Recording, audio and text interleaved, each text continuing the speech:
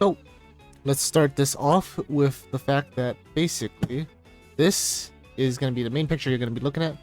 You guys can see my mouse, so hopefully this is a little bit clear. I will be talking about a few things here. But two things you need to know in this video. The first part is going to be basically an update to the melee range stuff, but also a lot of extra stuff. Other than that, the second part is just a quick guild co-op artifact weekly review, and let's get started. So as you can see on the screen right here, position is basically the point where they're standing at. So you can see these two dots right here in the middle. That's basically where the position is. So that's going to be very important. So make sure you pay attention to that. Hitbox is pretty self-explanatory. The red box right here. Basically where they can get hit. And the skills that hit the hitbox will hit the character. Aside from that, there is the skill starting point, which you can see is almost right outside the hitbox itself. That's where they usually start off. Then skill range is where we get a little bit more in depth with this stuff. So most characters will have a certain skill range. Most melee characters will have an extremely short skill range, while some characters will have a pretty decent sizable one. So this skill range is not accurate to everyone.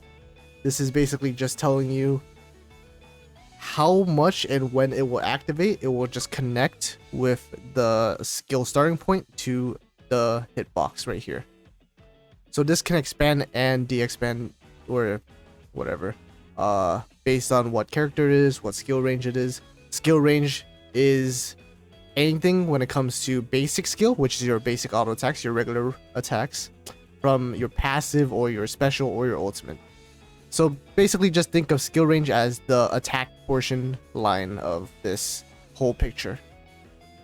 And you can see right here the melee range to range comparison. You can see right here, this is the accurate bar around 5 meters. Then you have sight and sight active. So with the two bars below, you can see right here, basically sight is how far a character can see. A character must see another before they can actually attack them in the first place, and it's measured by using the position. Now sight active or max sight range is how far a seen enemy is tracked before they stop being seen by the character.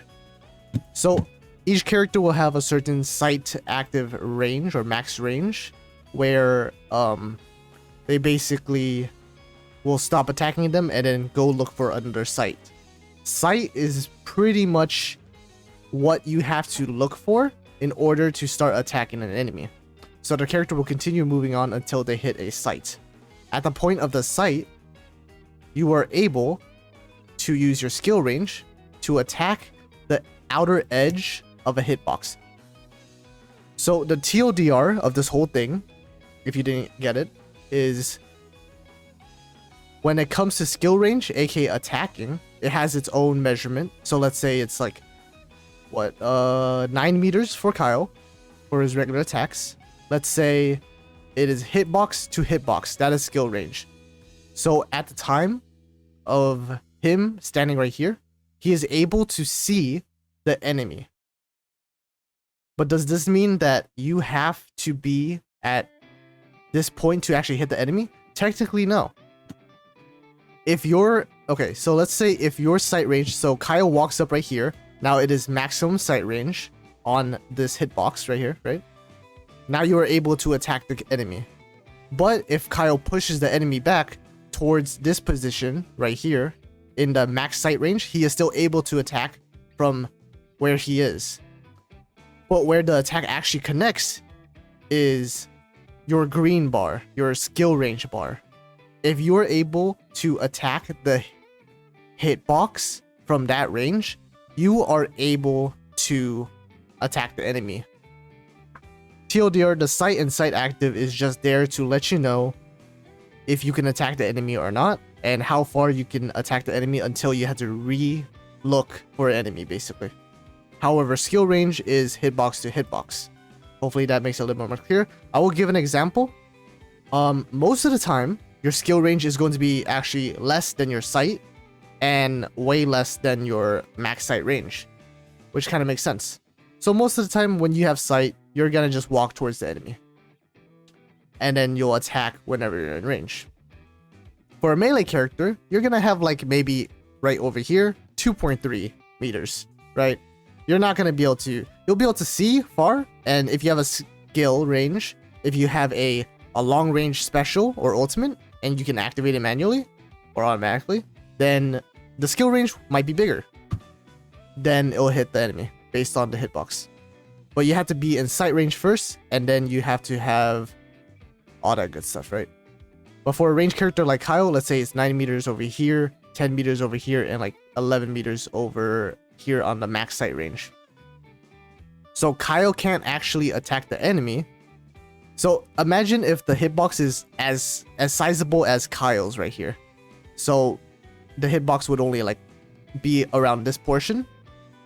When you get into sight range, you might not have enough skill range, aka the attack range, to actually attack the mob. So you have to get near the sight range or near the hitbox to actually start attacking or dealing damage to the enemy. Again, sight max range is pretty obvious. It's just, you know, it's just how far you can hit them until you can't, right? Or how far you can see them. But if the enemy was wider, so let's say this hitbox right here, the red hitbox, was as close as this big legend box right here. So this means the hitbox is way wider and that the position would be more centered. This would mean that you're pretty much able to see the enemy immediately and attack the enemy by the hitbox immediately. Pretty much to an extent. Basically, if the hitbox is all the way over here, you still can't attack the enemy unless you're in sight range of this white dot. Pretty much. Hopefully that explains it a little bit better. I will give you one more example. So if your skill range is infinite, meaning anywhere it will hit the red box, and you had a sight range of 10 meters, so like around here, you would, even though you had infinite range, you still can't attack them until you get into sight range. Once you are in sight range, you're able to attack them. Even though your skill range is infinite, but your sight maximum is like, let's say 20, so double this blue bar right here, this dark blue bar. Kyle can continue pushing an enemy towards that 20 meter bar, but once it hits like 20.1, he is unable to attack anymore. So the TLDR is if basically if you don't have enough sight range, then you will have to hit an enemy at a different rate. It's kind of weird to explain. Hopefully I did explain it a little bit more better. But I guess I can kind of give you guys some examples. Like for, let's say from Lin Jin's range, right? She has like a size of 1.2 meters. Her sight range is 14, her sight active range is 15 meters, and her basic attack range or skill range is 2.8. Visualizing it wise. Let's say from Awaken Lee Soo-yoon or Lee Soo-yeon, her size is 1.2, so like around Kyle's. Sight is 9 meters, sight active is 10 meters, but the basic range is 8 meters. Or skill range. Pretty much. So, if let's say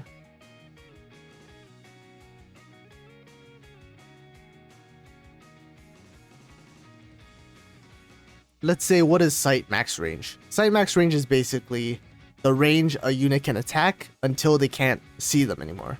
And sight range is basically the point where a target can attack. But this is only true if the skill range is infinite, pretty much. Because obviously if the sight range is at this point, but the skill range is a little bit less, then you would have to move a little bit closer, pretty much. So that's pretty much it for this update. Hopefully you guys learned a little bit. This was kind of a little bit hard for me to learn in the sense because I wanted to make sure everything was correct, but hopefully this was correct for the most part. And yeah, a little bit complicated. Is it useful? Kinda. mainly the melee range stuff is probably the most important out of all of this to know what's kind of like the accurate range. But now you know that it's pretty much based off of position to position, so hopefully that was really useful.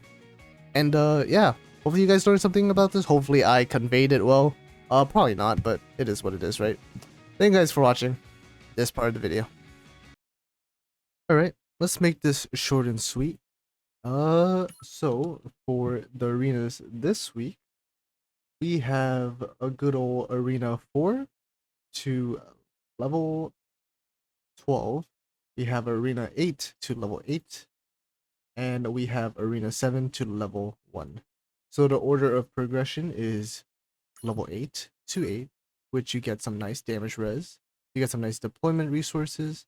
You get some good crit damage, 40% HP, and that's pretty much it. For arena 4, which is level 12, you get a good old crit damage again. Nice DP resource gain, good amount of attack, and even more attack. And then overall left over, if you have 1 extra artifact, so this is up to 21 artifacts in total, you can get the HP. So this is a decent amount. I think it's around 100% attack for counters, pretty decent amount of DP resource gain, a lot of defensive artifacts so that you don't die. Other than that though, pretty much seems like a good counter week once again, and doesn't seem like might be a soldier secondary. Perhaps. Soldiers and mechs seem like they'll do decent. No, it seems like soldiers then, yeah. Oh, Arena 7 we're actually not gonna look at too much. It was Arena 11, I think. Yeah, soldiers probably secondary, so riflemen instead of Giannis or something like that, and you're pretty much good. I guess I'll do some of my runs on Arena 8. We'll try Arena 8. It's probably not too hard. I'll probably just auto it. As long as you guys don't have mechs or soldiers, you're pretty much good. So Arena 4, level 50, has soldier speed and attack speed down. Level 7, or Arena 7, level 80, is mech speed and attack speed down. Arena 8 and level 100 is mech buffs banned. So, not too bad, I don't think. It's probably going to be pretty easy. This week doesn't really have that much niches. I don't think this is a level 100 stage, so if you see anything worth noticing, then you can probably adjust, but seems pretty easy for the most part. Seems like they can spawn in the middle. Not too hard, not too shabby. Seems pretty easy. Definitely an easy 130 clear on auto. So, that's pretty much it. Thank you guys for watching, and I'll see you guys in the next stream or video. Either one. Bye bye.